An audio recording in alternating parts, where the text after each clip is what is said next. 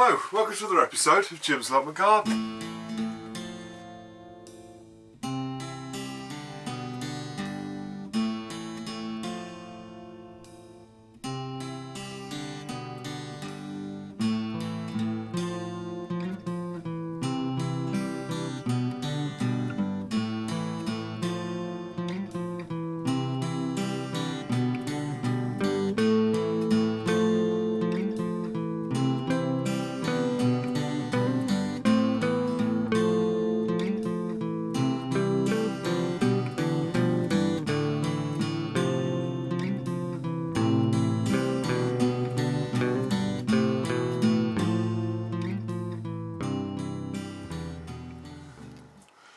Okay, so now I'm putting in the Nicandra. Now Nicandra's quite a nice flower, and what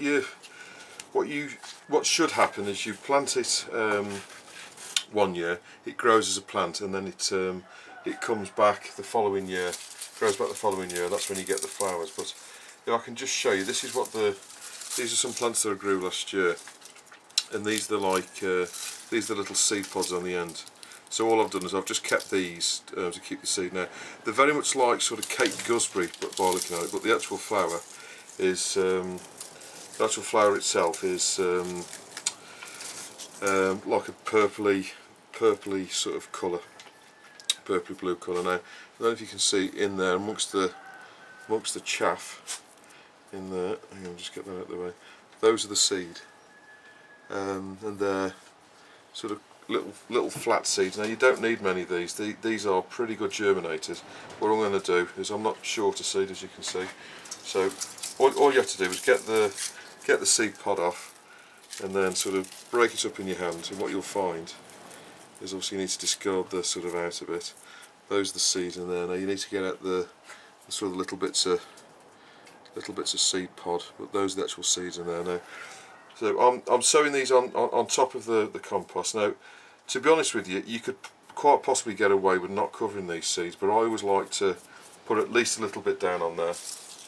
So I'll just do this other one here. So they're the seed pods, and then if you break that open, you'll see inside there's that like little sort of nut thing. All you need to do is just crush that between your hands, and you'll see that the actual seeds come out. So I'll just do that one as well.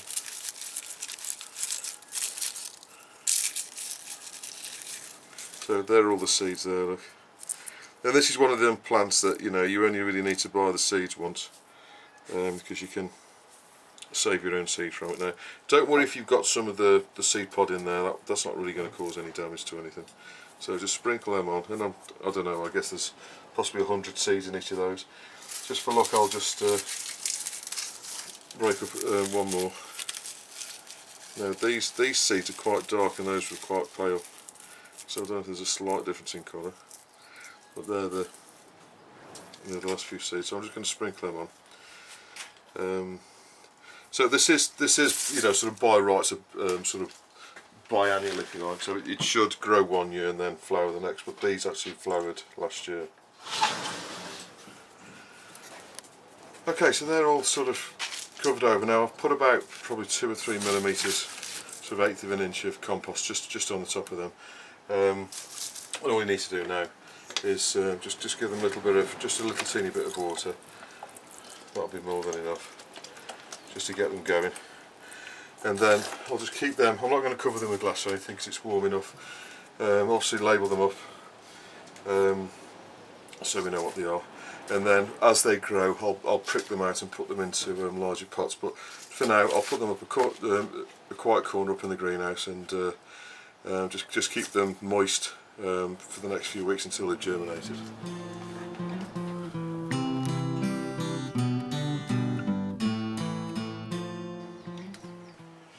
Okay, so these are the hydrangea plants that we grew last year now from cutting. So as you can see, they've still started to shoot at the bottom here, and there's all little shoots at the top. So all I'm going to do is just tidy them up a little teeny bit.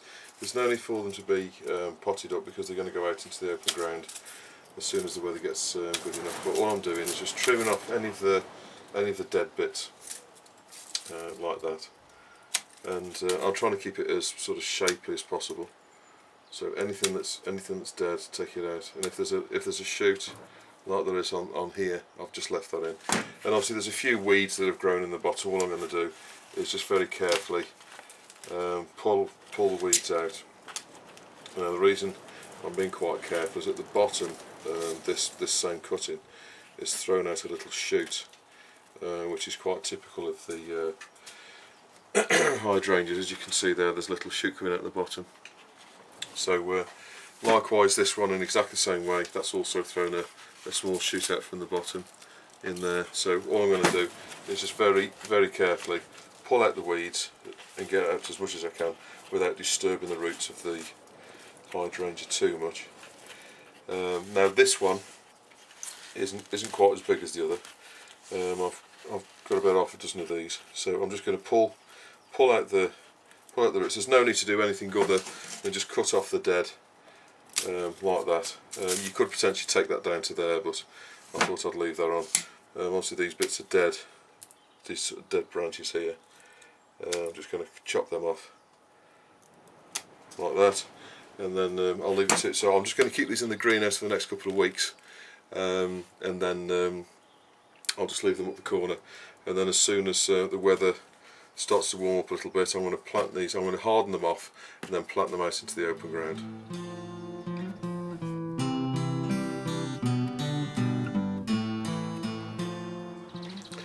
Okay, so I'll do a really quick tour of the allotment because there's a reasonable amount gone on.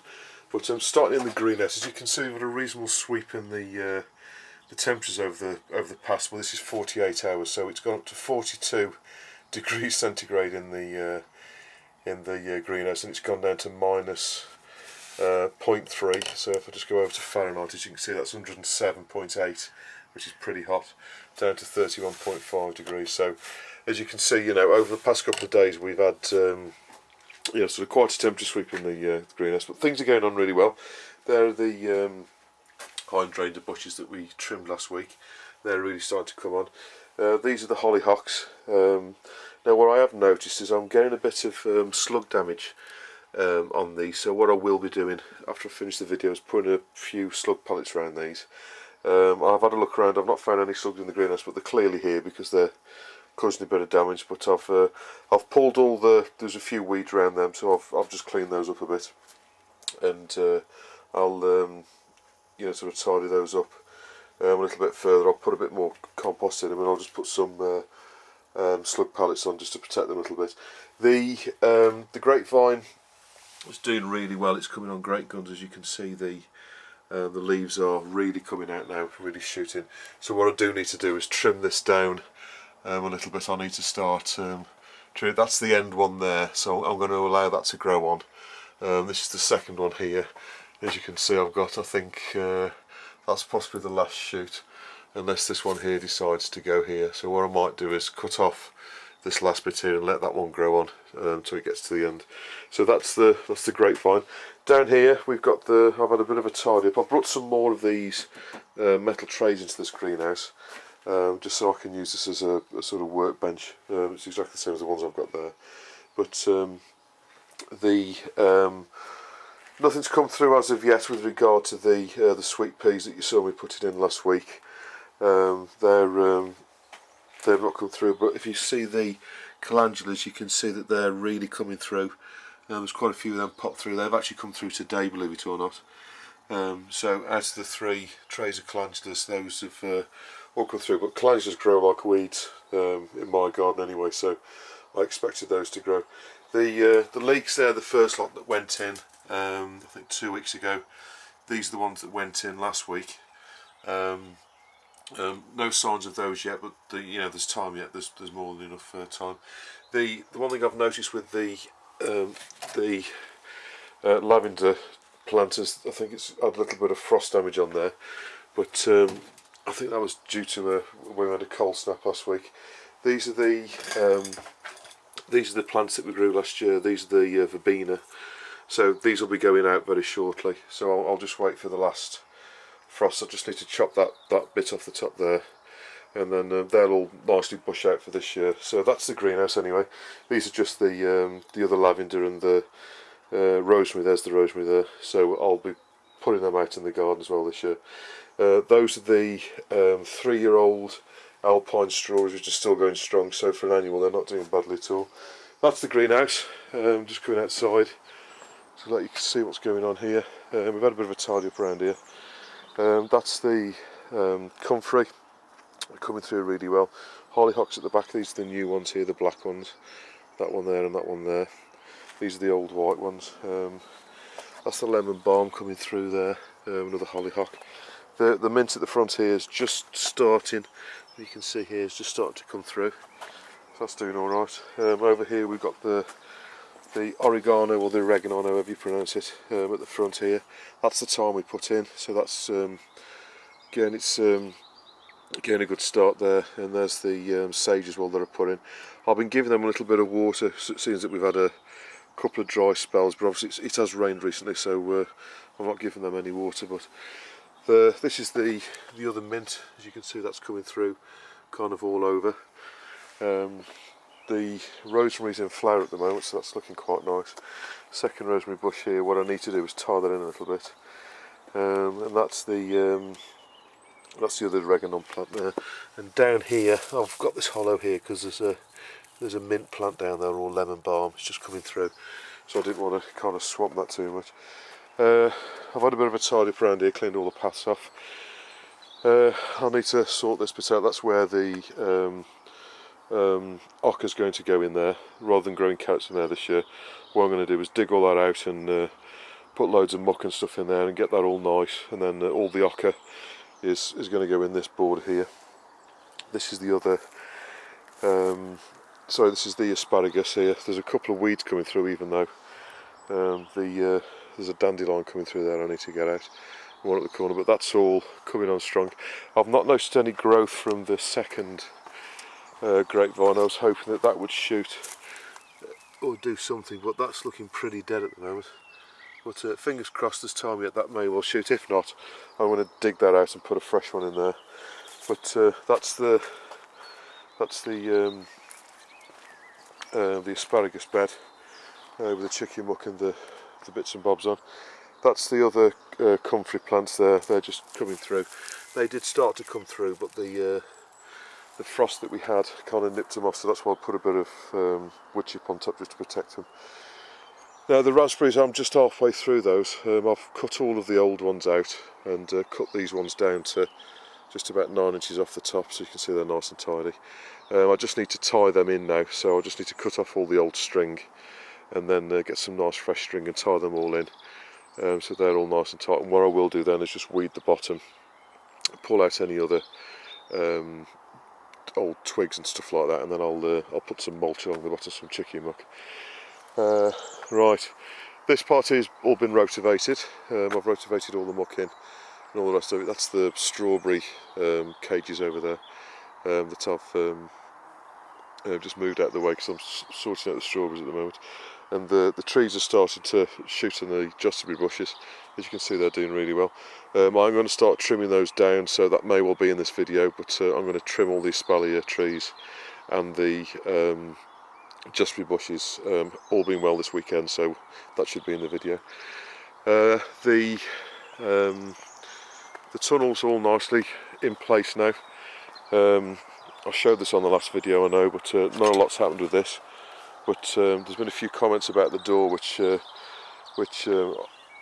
been thinking about putting a catch on the inside as well. I'm not quite sure I'm going to do that yet, but yeah. So all this ground's, I just need to get all these bits of grass out of here, and then I just need to go around and just pick all them bits of grass out, and then that'll all be ready for the brassicas.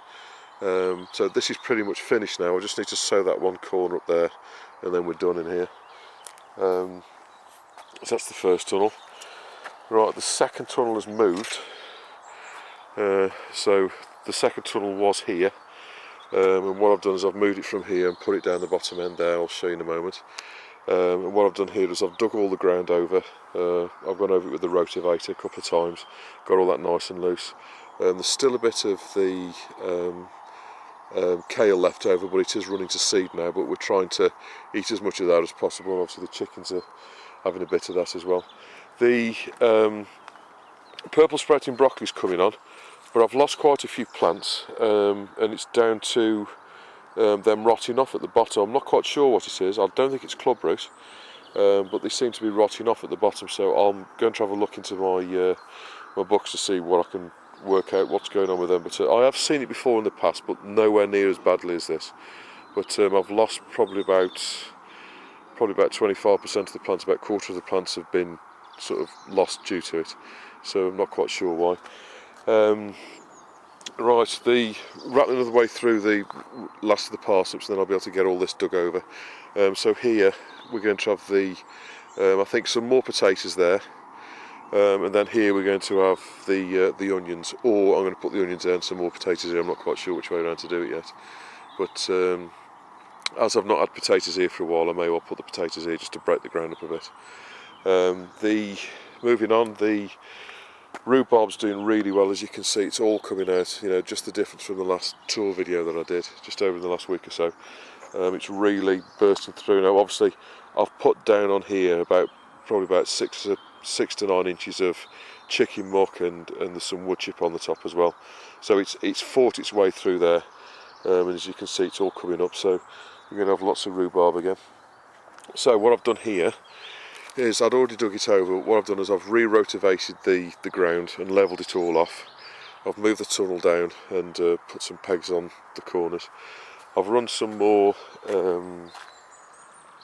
wood chip up here just as a weed suppressant. Obviously this is going to be like a walkway to get up the side of the tunnel to pick the rhubarb and that. So I shan't be growing anything up there, so that's just basically a mulch, but that'll be good for the ground as well. So second tunnel's now here. There's a bit of maintenance that needs doing to it, to be fair. Obviously this tunnel's now 4 years old, I think. 4 years old, yeah. So I need to fix this wire again. That's come off the back. I need to straighten the pole and weld that over there before I put any plants in. And what I have found as well is the net's starting to get a bit ragged in places.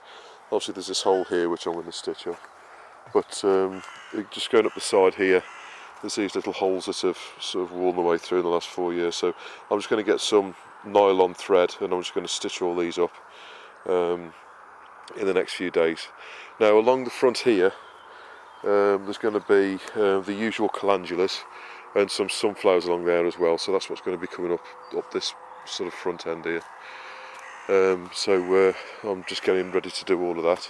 The ground's quite wet at the moment, as you can see here. I've obviously dug all of this over here, but as you can see here next to the other cage, there's still quite a bit of water along here.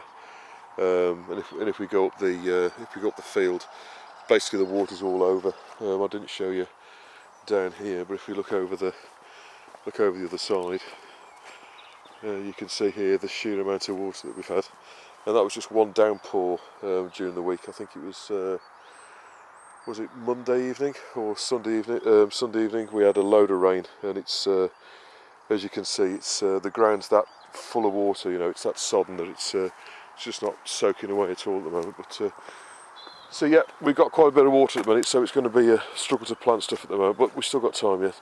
But you can see the holes round. I just need to sew all those up and get it all ship shape again. So along here is going to be basically the runner beans, so you can start to see the form it's going to take now. So this kind of strip up here is going to be the runner beans. So what I'm going to do is dig a trench along here, then I can start to put, because I've got 4 bins full of compost which are going to go all in here as the bean trench. So what I need to do is, now I've rotivated it all over, it's all nice and loose, I can dig over the soil to make a trench all the way up along here, and I'll be filling that in with the compost. I'll also put some wood chip in here. There's loads of wood chip there, so I'll put some wood chip in there, as well as sort of moisture retenting material. I'm also going to be using the wood chip to go on the top as a mulch as well, and also it'll sort of hold the water in.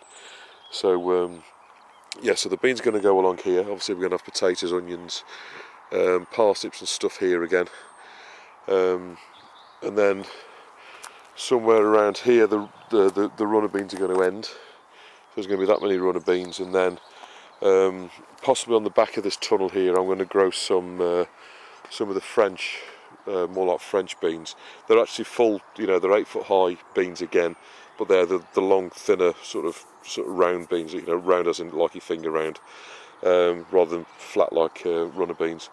So they're going to go in somewhere here, not quite sure where yet. Then we're back up here, obviously this is the potato section, so all of this is going to be potatoes here, all of this.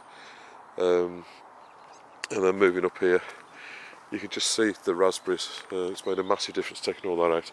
All of the raspberries canes that got took out, I've burnt them in the incinerator there. They've all been burnt and done with. So what I've started to do is sort out even though it doesn't look like it, I've already started to sort out the strawberries. I fetched out all this little bit of grass there, which it's actually wheat to be honest with you. But I've fetched out all that. Obviously that's one bit I've missed. Fetched out all of that, and I've also started to pull off the old leaves and that. There's still a bit more to be had, but I'm going to take out all this old straw, all of the dead leaves, clean them all up right back down to the bare plant. Any damaged leaves I'm going to be taking off. So really, you only ever want sort of green leaves. So any leaves that look like that need to come off. So that just basically break them off at the plant. You want nice green healthy leaves like that. Anything that looks slightly damaged, just pull that out, and rather than just disposing of it, don't compost them. You're much better off burning them, because there's there's disease on them. So the best thing you can do is pull them all off, get them in a bucket or whatever, then take them over to your fire and just burn them, get them out of the way. So all of this straw, all of the dead leaves and everything are going to be pulled up. All being well, if I've got the time, I'm going to dig this over, take the plants out, dig it over and put the plants back, just to sort of refresh this. But I'm not quite sure how much time I'm going to have, but that's what I'm going to aim to do in the next week or so. As I've said, the raspberries, they're pretty much, there's still a few more at this end. There's still a few more that are sort of dead sticks that I need to take out. So, you know, some of the canes are dead, so I'll take out the remainder. What I might do, I've got a couple of patches like here where the plants actually died, so what I'll do is I'll dig some of these up here and then move them over into the space just to build it up a bit, and then tie all them back, take all the old string off, tie all them back in, and then they'll be all ready to go for this year. So that's the plot as it looks at the moment. As you can see, there's a reasonable amount gone on over the last week or so. It's been quite busy.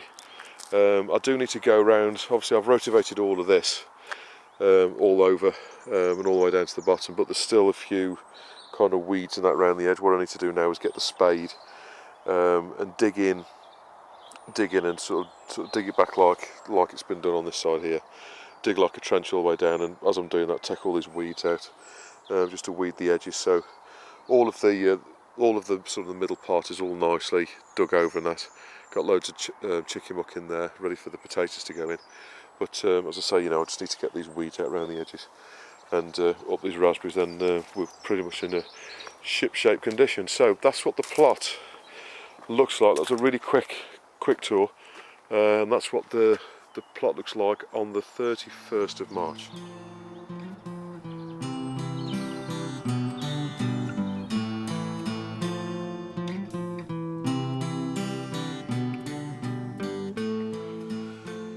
Okay, so this is the start of April. I'm going to plant the oca now. I've never grown these before, but I've got two varieties. I've got one that I've sent off through on the internet, and they've come through kind of like this, but unfortunately they've already got shoots on. So these definitely need to go in now. I mean, I was going to wait a few more weeks to plant them, but because these have already got shoots on, clearly they need to go into some pots now. And Tina and Jason down at Allotment Upcycling have very kindly sent me these through. So I've got two different varieties. As you can see, this one is a white variety that looks a bit more like a carrot, and these ones are sort of more pink. Now I've had a look on the internet, and there are loads of different varieties of oca, but basically all I'm going to do for now is I'm going to plant them in 6-inch pots. I've had a look on various sites, and this seems to be the way to do it in the UK. So I've got about 3 inches of fresh compost in there. I'll just plant one that Tina sent through to me. So all I'm going to do is plant them right in the middle of there. Now what you want is something like 3 inches of compost on top of there, so I'm just going to put a bit more in there. So I'm just popping that in the middle there. Now, ideally, from what I can tell, is this size that Tina sent through is ideal for planting. So seemingly everybody's suggesting that you plant ones that are that big, and then anything that's kind of that big is typically what you eat. So normally you normally have smaller ones than for planting, but nevertheless I'm sure they will grow. So all I'm going to do now is firm them down. I'm going to label them. I'm not quite sure what Tina's variety is, so I'm just going to call them Tina Ocker. And I'm going to put those in. I'm going to give them a little bit of water, and I'm going to put these in the other greenhouse to basically to grow on. I'll be planting these out into the open ground in sort of the back end of May time. So just to show you the other one, I've got another pot here with some soil in. Obviously, what I need to do is sort of try and bring these shoots up out of there. So I'm just going to plant it in like it is like a carrot, sort of like that. And again, it's going to be about 3 inches down. So this is some fresh compost. This is the clover compost. Just go to the bottom of this bag. I need to go and get another bag in a second from the shed. So I'm just going to sort of bob that round and then leave the shoots coming up like that. So obviously the shoots are a little bit sort of, I don't know, spindly, because I guess they've not been, it's not had any water to grow them properly. So, but these have literally just come to me in the post. They actually arrived today, and when I saw them I thought, oh, I better get these in. So as I say, I was going to leave these another couple of weeks before I put them in, but I'm planting them now because obviously they've got these shoots on. So all I'm going to do now is give them a bit of water, and I'll put these in the other greenhouse, and I'll show you what they look like in a couple of weeks' time as soon as they start sort of growing on. But that's the start of the ocker for this year.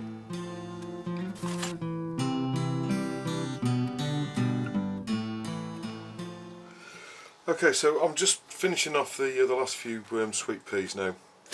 These are the ones that I saved from last year. I don't know if you can see them in the bottom there. But these are the RAF variety. Now, I've always found with sweet peas, when you save your own seed, they don't germinate quite as well as if you buy the seed.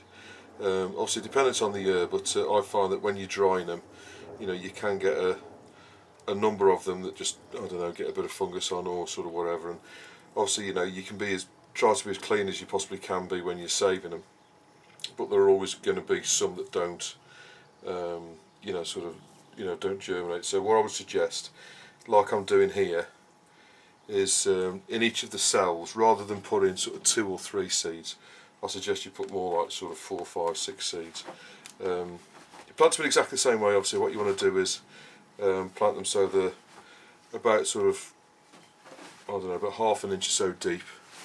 Make sure the seeds are as spread out as you can possibly get them, and then all you need to do then is just sprinkle on over the top some